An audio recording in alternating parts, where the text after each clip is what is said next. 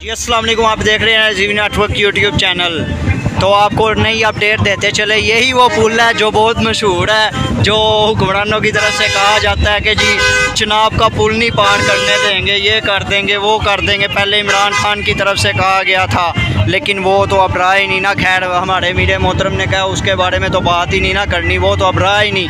लेकिन इनका ये दावा था कि जी हम चिनाब पुल नहीं पार करने देंगे। अल्हम्दुलिल्लाह हमारा काफ़िला बहुत आगे निकल चुका है, कारकुनान बहुत आगे हैं, 2-3 किलोमीटर आगे हैं चिनाब पुल क्रॉस करके। और नफरी जितनी भी थी वो अल्हम्दुलिल्लाह हजूर के ग़ुलामों का जज्बा देखकर भाग चुकी है, रफू चक्कर हो चुकी है।